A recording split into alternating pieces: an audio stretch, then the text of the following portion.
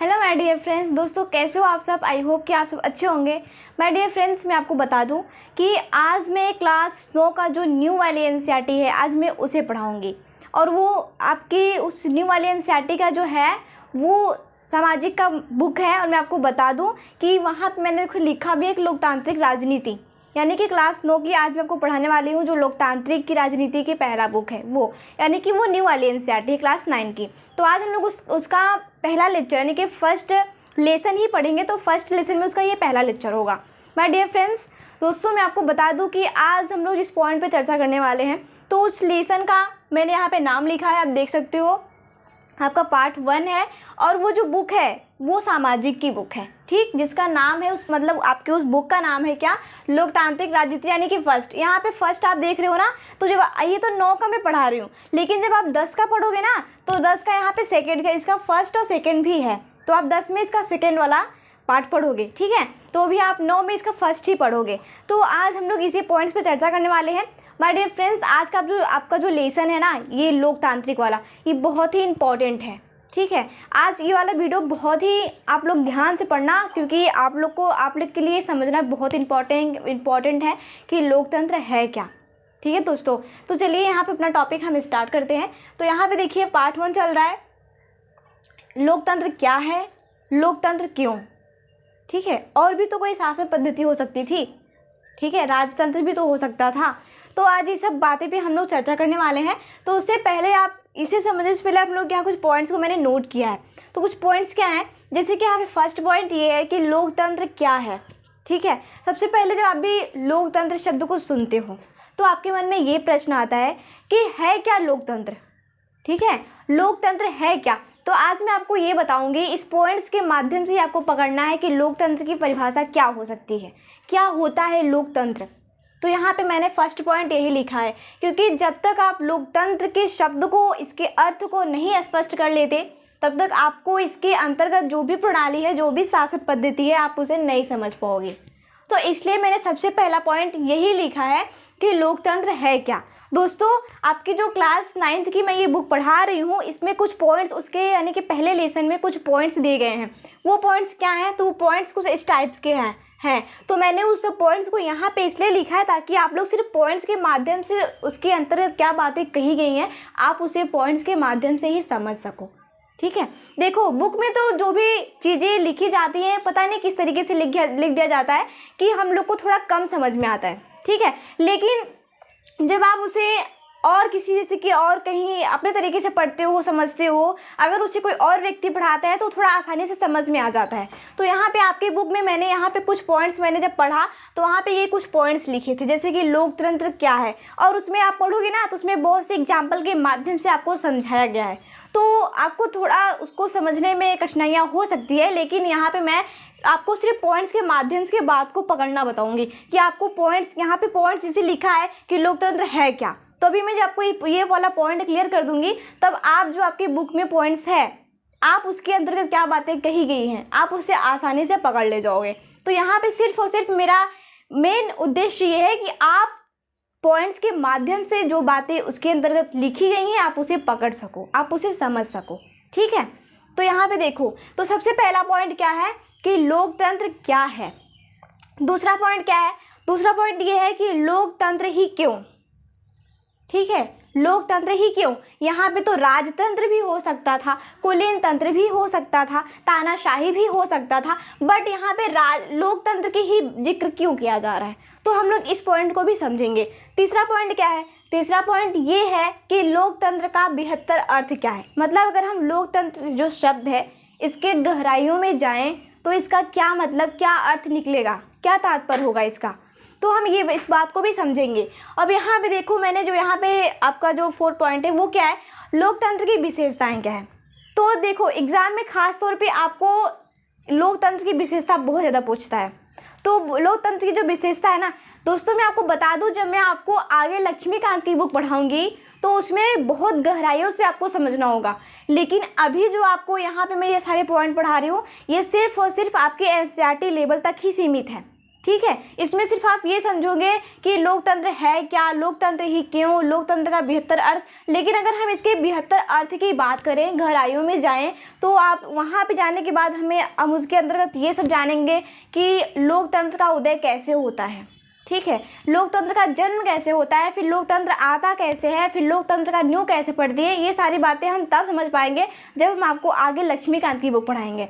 लेकिन अभी आपको सिर्फ यहाँ एनसीईआरटी में जो भी टॉपिक है, आप उस टॉपिक के माध्यम से, उस पॉइंट्स के माध्यम से उतनी बातें समझने की कोशिश कीजिए कि जितना आप याद कर सको, ठीक। तो यहाँ पे आपको ज़्यादा गहराइयों में नहीं जाना है।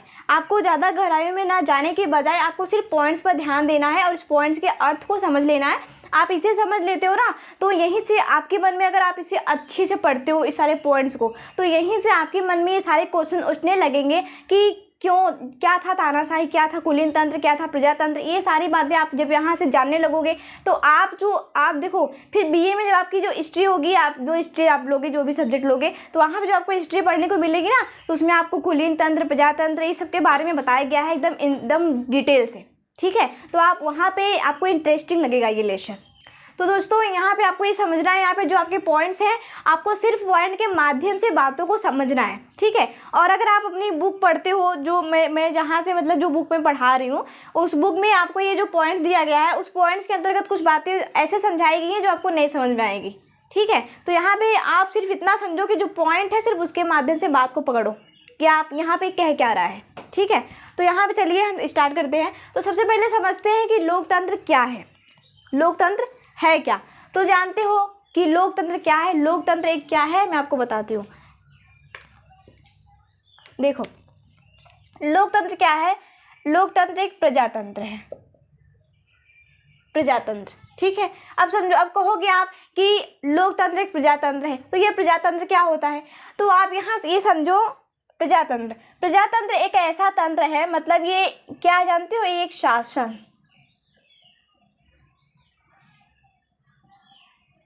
समझो, ये एक शासन क्या है, शासन पद्धति है। और यहाँ पे जो मैं लोकतंत्र लिखी हूँ, ये लोकतंत्र भी क्या है, एक शासन पद्धति ही है, ठीक है। तो यहाँ पे आपको समझना है सबसे पहले कि लोकतंत्र क्या है। तो लोकतंत्र क्या है, लोकतंत्र एक शासन पद्धति है। अब बात ये आती है किस तरीके की शासन पद्धति, तो यहाँ पे ये समझना है। तो मैंने आपको कहा कि लोकतंत्र एक शासन पद्धति है और इसी को क्या कहते हैं, इसी को कहते हैं प्रजातंत्र, यानी कि लोकतंत्र मतलब प्रजातंत्र। अब यहाँ कहोगे कि लोकतंत्र और प्रजातंत्र में क्या अंतर है, ठीक है, लोकतंत्र और प्रजातंत्र में क्या अंतर है। इस दोनों में अगर हम अंतर की बात करें तो इसमें अंतर कुछ भी नहीं है। यहाँ पे आप देख सकते हो, इनका शब्द अलग अलग दिख रहा है आपको, प्रजातंत्र, लोकतंत्र, लेकिन इनका जो अर्थ होगा ना, वो एक ही होगा। किसका, लोकतंत्र का। मैंने आपको कहा कि लोकतंत्र क्या है, तो मैं आपको बताऊं कि लोकतंत्र है क्या। तो यहाँ पे जो लोकतंत्र है यानी कि प्रजातंत्र। अब बात आती है कि प्रजातंत्र क्या है और लोकतंत्र क्या है। तो मैंने आपको बताया कि लोकतंत्र को ही प्रजातंत्र कहते हैं। अब बात ये आती है कि अब हम बात नहीं समझ में आई कि यहाँ प्रजातंत्र क्या है। तो प्रजा मतलब, अब ये समझो, पहले वर्ड को तोड़ दो। देखो, यहाँ मैंने आपको समझाया प्रजातंत्र, लोकतंत्र मीन्स प्रजातंत्र हो गया। अब प्रजातंत्र को आप क्या करो जानते हो, तोड़ दो। तो प्रजा मतलब हो जाएगा, समझो कि लोग। जब आपको शब्द नहीं समझ में आते तो आप उसे तोड़ने का प्रयास किया कीजिए, क्योंकि जब आप शब्द को तोड़ दोगे ना तो उसके अर्थ निकलने लगते हैं। तो यहाँ पे मैंने आपको कहा प्रजातंत्र। अब प्रजातंत्र बात नहीं समझ में आई तो यहाँ प्रजा और तंत्र को मैंने अलग कर दिया। प्रजा मीन्स क्या हो गया, लोग। अब यहाँ तंत्र मतलब हो गया जैसे कि शासन, समझो क्या हो गया, शासन हो गया। लोग प्लस शासन मतलब, अब यहाँ पे अगर हम कर देंगे क्या, लोगों का शासन, लोगों का शासन हुआ कि नहीं, लोगों का शासन। अब यहाँ चाहे मैं डायरेक्ट अगर आपको समझाती कि लोकतंत्र मीन्स लोगों का शासन, और चाहे यहाँ मैं प्रजातंत्र करके समझा रही हूँ कि प्रजा मतलब लोग हो गया, तंत्र मतलब शासन, यहाँ क्या हो गया, लोगों का शासन हुआ ना। तो मैंने आपको क्या कहा, चाहे आप प्रजातंत्र बात कहो चाहे लोकतंत्र कहो, शब्द अलग भले हो सकते हैं लेकिन इन दोनों का अर्थ क्या है, सेम है, अर्थ एक ही है, लोगों का शासन। तो यहाँ पे समझ लेना आपने, कभी भी अगर लोकतंत्र की जगह प्रजातंत्र भी आ जाए तो भी आपको कोई प्रॉब्लम नहीं होगी, क्योंकि यहाँ पे भी प्रजातंत्र की बात हो रही है और यहाँ पे भी लोकतंत्र की बात हो रही है। लोग मीन्स भी लोग ही होंगे और प्रजा मतलब लोग ही होंगे। तो यहाँ पे आपको कोई कंफ्यूजन नहीं होनी चाहिए, क्योंकि मैंने अब आपको बता दिया। तो यहाँ पे मैंने आपको क्या कहा कि लोकतंत्र क्या है, तो मैंने आपको कहा कि लोकतंत्र एक प्रजातंत्र है, ठीक है। अब यहाँ बात ये आती है कि प्रजातंत्र क्या है। तो यहाँ पे मैंने इसके अर्थ को समझाया कि लोगों का शासन, आप चाहे ऐसे बोल सकते हो, लोकतंत्र मतलब लोगों का शासन और यहाँ प्रजातंत्र मतलब लोगों का शासन। अब बात ये आती है, देखो यहाँ पे प्रजातंत्र, यहाँ पे राजतंत्र भी तो हो सकता था, बहुत से तंत्र है, बहुत सी शासन व्यवस्थाएं हैं, लेकिन लोगों ने लोकतंत्र को ही क्यों चुना, तो ये हम आपको बताएंगे। तो पहला वाला पॉइंट क्या हुआ, आपको समझ में आया। अब यहाँ पे मैं आपको एक परिभाषा दे देती हूँ। हाँ देखो, जो अब्राहम लिंकन थे, उन्होंने एक लोकतंत्र को लेकर एक परिभाषा दिया था।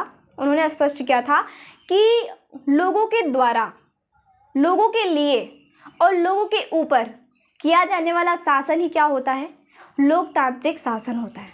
तो ये तो हुआ इसका डिफिनीशन, समझो किसका, लोकतंत्र का। कहने का मतलब ये है कि आपने देखा होगा कि लोकतंत्र जो पद्धति होती है उसमें जो लोग होते हैं वो ही क्या करते हैं, वो ही अपना मत देते हैं, और जिसकी हजारों संख्या है उसमें से अपना मत दे करके एक व्यक्ति को चुनते हैं, और उस व्यक्ति को चुनते हैं और उस व्यक्ति को एक विधायिका का अंग बनाते हैं जो शासन करता है, ठीक है, जो लोगों के लिए ही नियम कायदे कानून की व्यवस्था करता है, नियम बनाता है। तो यहाँ पे क्या हुआ, यहाँ पे लोकतांत्रिक व्यवस्था ही तो विद्यमान है, तो उसको आप क्या कहोगे, उसको आप लोकतंत्र ही तो कहोगे, लोकतांत्रिक शासन ही तो कहोगे, या फिर आप इसे प्रजातंत्र भी कह सकते हो, ठीक। तो यहाँ पे आपका पहला वाला पॉइंट क्लियर हुआ। दोस्तों एक शब्द आता है डेमोक्रेसी करके, तो मैं आपको बता दूं कि डेमोक्रेसी क्या है। तो डेमोक्रेसी जो है ना, ये यूनानी के डेमोक्रेशिया से बना है, डेमोक्रेसी शब्द, ठीक है, मतलब ये यूनानी के डेमोक्रेशिया से बना है ये शब्द डेमोक्रेसी। डेमोक्रेसी का भी अर्थ यही होता है, देखो डेमो का मतलब होता है, देखो यहाँ पे मैंने आपको क्या कहा, डेमो का मतलब होता है जैसे कि लोग, और क्रेसी का मतलब होता है शासन।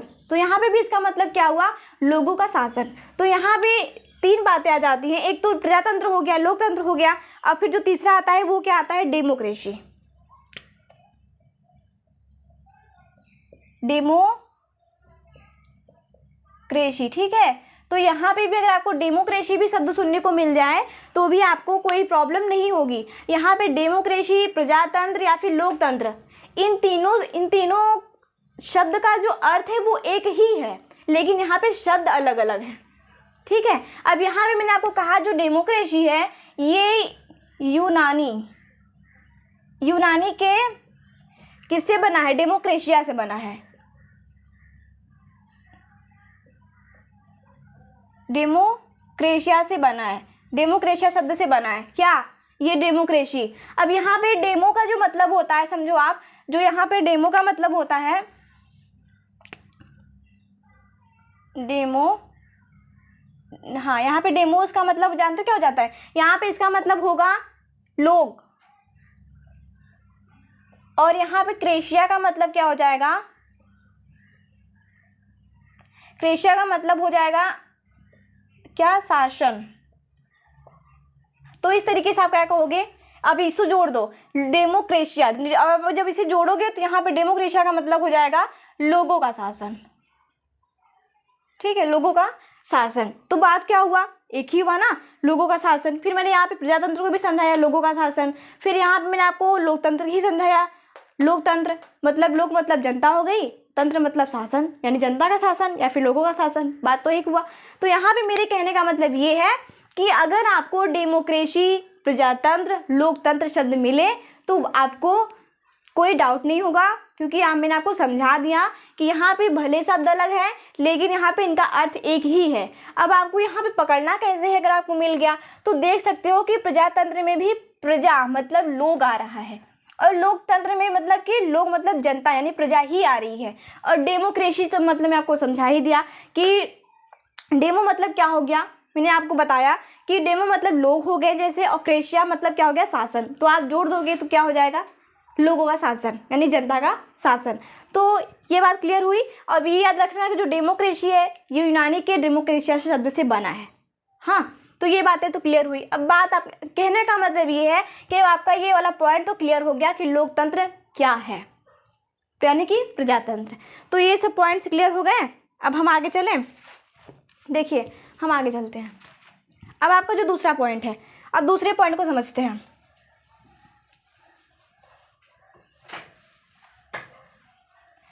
अब दूसरा पॉइंट क्या कहता है? दूसरा पॉइंट ये है कि लोकतंत्र ही क्यों। यहाँ पे बात ये आ रही है कि लोकतंत्र ही क्यों। यहाँ पे जैसे मैं कहूँ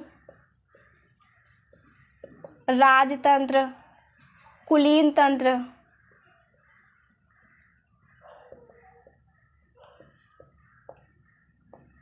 तानाशाही, ठीक है, आदि शासन व्यवस्थाएं भी तो हो सकती थी।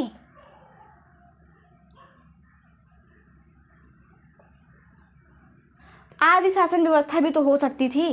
कहने का मतलब ये है कि लोकतंत्र के स्थान पर, यहाँ पे जो लोकतंत्र लिखा है, लोकतंत्र के स्थान पे यहाँ पे राजतंत्र भी तो हो सकता था, यहाँ पे कुलीन तंत्र भी तो हो सकता था, यहाँ पे तानाशाही भी तो हो सकता था। फिर यहाँ पे लोकतंत्र को ही क्यों रखा गया? लोकतंत्र क्यों आया? लोकतंत्र यहाँ पे बताइए, लोकतंत्र को ही क्यों चुना गया? इस शासन पद्धति को ही क्यों चुना गया? क्या यहाँ पे राजतंत्र नहीं सही था? कुलीन तंत्र नहीं सही था? यहाँ पे तानाशाही नहीं सही था? नहीं सही था, तभी तो नहीं रखा गया। यहाँ पे लोकतंत्र को ही रखा गया। क्यों? तो यहाँ पे क्यों का मतलब ये हो रहा है दोस्तों, क्योंकि देखो कहने का मतलब ये है कि जब भी हमें किसी देश को, किसी विशाल भूभाग को चलाना होता है उसे सुचारू रूप से, तो हमें क्या होता है? हमें एक सत्ता की आवश्यकता होती है जिसका केंद्र क्या हो, एक व्यक्ति के हाथ में निहित हो, ठीक है। और यहाँ पे समझो, जब एक विशाल भूभाग का हमें सत्ता संभालना है, कोई एक ही व्यक्ति उसे चलाने का निर्णय ले रहा है, तो वहाँ पे जो व्यक्ति होगा, अगर वो व्यक्ति सही नहीं रहेगा तो सत्ता क्या होगी? सत्ता का विखंडन हो जाएगा। फिर क्या होगा? लोगों का पतन होने लगेगा, ठीक है। तो यहाँ पे क्या हुआ? इस सारी बातों को ध्यान में रखते हुए क्या किया गया? हमारे यहाँ किस तरीके की शासन व्यवस्था है? लोकतांत्रिक। तो इस तरीके से लोकतांत्रिक शासन व्यवस्था को ही चुना गया। अगर यहाँ पे देखो, इससे पहले यानी जब लोकतंत्र नहीं था तो इससे पहले यही सारी शासन व्यवस्था थी, तानाशाही ही था, यहाँ पे कुलीन तंत्र ही था, यहाँ पे राजतंत्र ही था, ठीक है। तो यहाँ पे क्या था? जब भारत हमारा गुलाम था तो उससे पहले क्या लोकतंत्र था? नहीं था, ठीक है। तो वहाँ पे जब यहाँ गुलाम था देश भारत, तो यहाँ पे तो लोकतंत्र की व्यवस्था विद्यमान नहीं थी। लेकिन जैसे ही अंग्रेज लोग चले गए, वैसे ही क्या हुआ? हमारे यहाँ जब संविधान का निर्माण किया गया तो उसके बाद में क्या हुआ? उसके अंतर्गत ये लोकतांत्रिक व्यवस्था की भावना उसमें अंकित की गई। और तब से लेके अब तक क्या चल रहा है? सिर्फ यही शासन व्यवस्था विद्यमान है लोकतंत्र की। यहाँ पे लोग देखते ही हो कि लोग चुनते हैं, अपना मत देते हैं, उसमें से कोई व्यक्ति प्रतिनिधि चुना जाता है और वो क्या करता है? वो एक विधायिका का अंग बनता है और फिर उसके बाद वो अपने अनुसार कायदे कानून बनाता है। फिर उसके बाद उसे क्या होता है? कार्यपालिका लागू करती है। फिर यही सब होता है ना, फिर न्यायपालिका न्याय दिलाती है, यही सब व्यवस्था चलती है ना।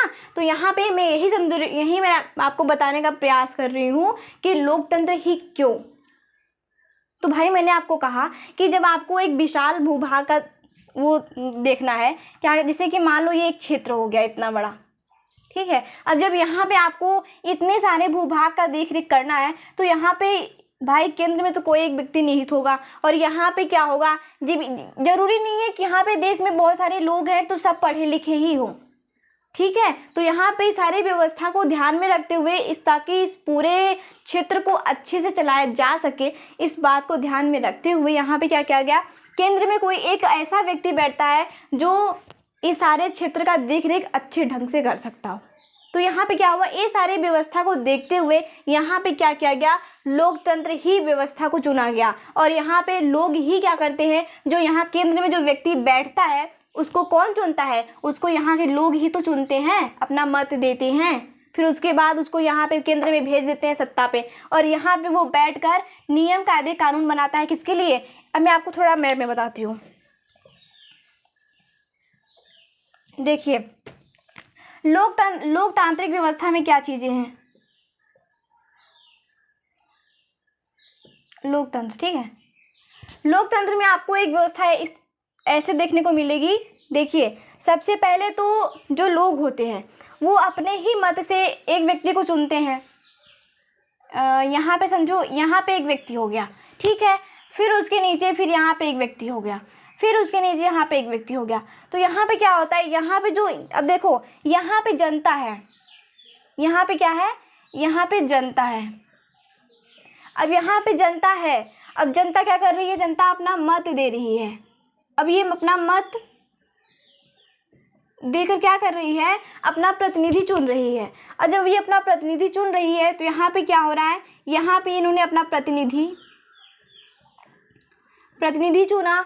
अब उसके बाद में जो इसको इन्होंने प्रतिनिधि चुना, वो व्यक्ति कहाँ बैठा है, वो व्यक्ति यहाँ बैठा है, यानी कि सत्ता पर बैठा है।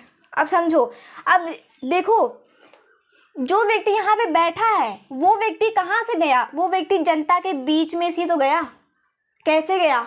क्योंकि लोगों ने क्या किया, उसे चुना। कैसे चुना? अपना विचार, अपना मत दे करके। और जब लोगों ने यहाँ से एक व्यक्ति को चुना, यहाँ मत दिया अपना, और यहाँ वो प्रतिनिधि के रूप में चुना गया, और वो यहाँ पे अब जाएगी क्या, यहाँ पे वो बैठ गया। अब यहाँ पे विधायिका मान लो है, ठीक है, अब वो सत्ता पे बैठा। अब सत्ता पे बैठेगा वो, यानी वो विधायिका क्या हो गया, वो विधायिका का एक अंग बन गया। अंग बन गया कौन? जिसको जनता ने चुना, जिसको जनता ने अपने शासन के लिए देख रेख के लिए क्या, अपना प्रतिनिधि चुना। फिर उसके बाद में क्या, वो वही व्यक्ति जाके यहाँ सत्ता पे बैठ गया, सत्ता पे बैठा। और जब सत्ता पे बैठा वो, तो क्या हुआ, वो अब क्या करेगा, अब वो भाई विधायिका के सत्ता पे बैठ गया है, अब वो नियम कायदे कानून बनाएगा। किसके लिए बनाएगा? अब बात ये देखो, जब वो यहाँ पे बैठा, अब जो भी वो नियम कायदे कानून बनाएगा, कौन? यहाँ पे जो व्यक्ति बैठा है वो। अब जो भी नियम कायदे कानून बनाएगा, वो सारे नियम कायदे कानून किसके ऊपर लागू होगा? यहाँ जनता पर लागू होगा। कहने का मतलब ये है कि यहीं से वो व्यक्ति जाता है, सत्ता पे बैठता है, और यहीं से रह के जो भी नियम कायदे कानून बनाता है वो वापस किसके ऊपर लागू होता है? यहीं पे, जहाँ से वो निकल के जाता है। लेकिन इसका मतलब ये नहीं है कि वो व्यक्ति सत्ता पे बैठा है तो इनके लिए कुछ भी कार्य करेगा। वो इनके लिए सिर्फ वही कार्य करेगा जो इनके हित में होगा।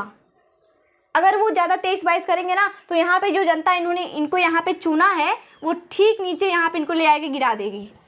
ये सबसे बड़ी विशेषता होती है लोकतांत्रिक की, कि अगर आपको जनता यहाँ से उठा के यहाँ बैठा ही है, अगर यहाँ पे आप बैठ जाते हो, फिर से अपना ज़्यादा दिमाग चलाओगे, तो यहाँ पे जनता क्या करेगी, आपको फिर वहीं से यहीं ला कर ढकेल देगी जहाँ से आपको ले गई है सत्ता पर। ठीक है, तो यही सबसे बड़ी एक विशेषता मान ली जाती है किसकी? लोकतंत्र की। कहने का मतलब ये है कि पावर लोकतंत्र में जनता के हाथों में होती है। जनता ही आपको सत्ता पे बैठा सकती है और जनता ही आपको सत्ता से नीचे ला सकती है।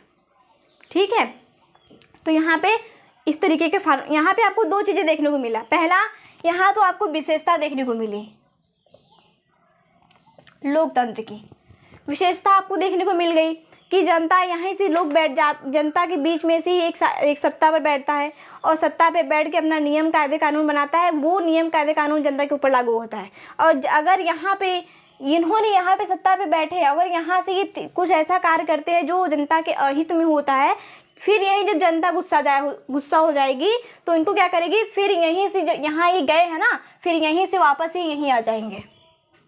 ठीक है, तो ये सबसे बड़ी विशेषता होती है लोकतंत्र की कि जनता, पावर जनता के हाथों में निहित होती है। जनता ही आपको भगवान के पद पर ले जाएगी और जनता ही आपको वहीं से नीचे ले आएगी।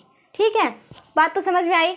अब यहाँ भी आपने ये समझा कि लोकतंत्र ही क्यों, तो भाई मैंने आपको बताया कि जब एक अच्छे से क्षेत्र का भूभाग इतना बड़ा है भारत का, अब उसको देख रेख के लिए करने के लिए तो भाई एक केंद्र की आवश्यकता होगी, सत्ता की आवश्यकता होगी। तो वहाँ पे एक व्यक्ति को बैठाना है और ऐसे व्यक्ति को बैठाना है जो ज़्यादा दिमागदार हो। ठीक है, जो अच्छे से संपूर्ण क्षेत्र का देख रेख कर सकता हो। अगर वहाँ आप किसी पागल व्यक्ति को बैठा दोगे, किसी दिवालिया व्यक्ति को बैठा दोगे, तो क्या वो संपूर्ण क्षेत्र को देख रेख कर पाएगा? नहीं कर पाएगा। और फिर वही होगा साम्राज्य का विखंडन जो पहले होता चला आया है। तो इसीलिए क्या होता है, यहाँ पे इस सब बात को नज़र में रखते हुए यहाँ पे लोकतंत्र को ही चुना गया। तो यहाँ पे क्यों का मतलब समझिए आप कि लोकतंत्र को ही क्यों चुना गया। ठीक है, तो यहाँ पे पॉइंट आपका दूसरा भी क्लियर हुआ। अब हम आगे चलते हैं। अब तीसरा पॉइंट देख लेते हैं। तीसरा पॉइंट क्या है? तीसरा पॉइंट ये है कि लोकतंत्र का 72 अर्थ। तो लोकतंत्र का अगर हम गहराइयों में बात करें कि लोकतंत्र का 72 यानी कि अगर संपूर्ण मतलब इसके विस्तार की बात करें तो इसका मतलब क्या हो जाएगा, तो मैं आपको बता दूं, देखिए लोकतंत्र एक ऐसी शासन व्यवस्था है जिसमें लोगों का शासन होता है। और फिर मैंने आपको बताया कि लोगों के द्वारा ही। अब यहाँ पे जो मैंने अभी स्टार्टिंग में आपको ये बताया था अब्राहम लिंकन का परिभाषा कि लोगों के द्वारा, लोगों के लिए और लोगों के प्रति किया जाने वाला शासन क्या होता है, लोकतांत्रिक शासन होता है। तो किस तरीके से ये मैंने आपको भी दिखाया भी कि किस तरीके से जनता यहाँ पे इनको बैठाती है और किस तरीके से जनता इनको यहाँ से नीचे लाती है। ठीक है, ये बात तो क्लियर हुई। अब यहाँ पे जो तीसरा पॉइंट ये कह रहा है कि लोकतंत्र का 72 अर्थ। तो लोकतंत्र का जो अगर हम गहराइयों में बात कर लेते हैं तो लोकतंत्र का इतना अर्थ आप समझ लो कि यहाँ पे लोकतंत्र मतलब लोगों का शासन, लोकतंत्र मतलब लोगों का शासन। तो यहाँ पे लोगों, इसका अर्थ हम आपको गहराइयों में बताएंगे जब आपको हम वो पढ़ाएंगे, क्या कहते हैं, लक्ष्मीकांत की बुक। ठीक है, तो उसके बाद यहाँ पे आप ये समझे। तो सबसे पहले इसका अर्थ मैंने आपको बताया है। इसका अर्थ मतलब यही कि लोगों का शासन यानी कि प्रजातंत्र, जिसमें जनता अपनी स्वेच्छा से अपना मत दे करके अपने ही लिए एक प्रतिनिधि चुनती है, उसको विधायिका का अंग बनाती है और फिर वही व्यक्ति उनके लिए ही नियम कायदे कानून लागू करता है जो उन्हें सत्ता में बैठाती है। तो ये तो हुआ उसका समझो 72 अर्थ। तो यहाँ पे अब इसका अर्थ समझते हैं कि लोकतंत्र की विशेषताएं क्या है। मेरे दोस्तों, सबसे पहली बात तो आपको यहाँ पे लोकतंत्र की विशेषता, अभी मैंने आपको इसमें एक पॉइंट बताया भी कि लोकतंत्र की सबसे बड़ी विशेषता ये होती है कि इसमें नागरिकों का सम्मान अधिक होता है। इसमें नागरिकों का वो हैसियत होता है जो किसी अन्य शासन व्यवस्था में नहीं होता। ठीक है, अब यहाँ पे आपने देखा कि लोकतंत्र की विशेषताएं मतलब अगर जनता किसी व्यक्ति को सत्ता पे बैठाती है, अगर वही व्यक्ति सत्ता पे बैठ करके ही वो अपने पद का अनुचित उपयोग करता है, दुरुपयोग करता है, तो जनता पुनः उसे वहीं ला देगी जहां से उसे सत्ता पे भेजी है। तो ये तो इसकी पहली विशेषता हो गई किसकी, लोकतंत्र की। अब मैंने यहाँ पे कुछ और लिखा है तो उसको समझते हैं। यहाँ पे मैंने क्या लिखा है, यहाँ पे कुछ लिखा है कि लोकतंत्र राजनीतिक समानता के सिद्धांतों पर आधारित है। यहाँ पे समझो बात, यहाँ पे जो लिखा है मैंने कि लोकतंत्र राजनीतिक समानता के सिद्धांतों पर क्या है, आधारित है। ठीक है, जो लोकतंत्र है उसका जो नींव है वो एक यहाँ पे समझता है आपको राजनीतिक एक समानता ही है। तो आपको वहाँ समझना है कि लोकतंत्र राजनीतिक समानता के सिद्धांत पर आधारित है और यहाँ सबसे गरीब और अनपढ़ को भी वही दर्जा प्राप्त है जो अमीर और पढ़े लिखे लोगों को है। तो ये तो इसकी दूसरी विशेषता हो गई। दोस्तों, इसकी अनेक विशेषताएं हैं लेकिन अभी आपको सिर्फ इसके जड़ को पकड़ना है। तो सबसे मैंने आपको 2 विशेषता बताया। पहली विशेषता कि जनता के हाथों में शक्ति होती है, जनता जिसको बैठाती है उसको उतार भी सकती है। दूसरा, यहाँ पे गरीब, यहाँ पे जो यानी कि लोकतांत्रिक शासन व्यवस्था में जो गरीब होते हैं और जो अनपढ़ लोग होते हैं मतलब जो शिक्षित नहीं हैं, उनको भी वही अधिकार होता है जो अमीर और जो पढ़े लिखे व्यक्ति को होता है। ठीक है, तो ये तो रहा आपका लोकतांत्रिक शासन व्यवस्था। माय डियर फ्रेंड्स, अगर आपको इस पॉइंट में कोई चीज़ नहीं समझ में आई होगी तो आप लोग कमेंट में पूछ लेना, हम उसे पुनः बताएंगे। आई होप कि हमारी ये पॉइंट्स आपको समझ में भी आई होगी। हम फिर मिलते हैं नेक्स्ट वीडियो में। Thank you so much.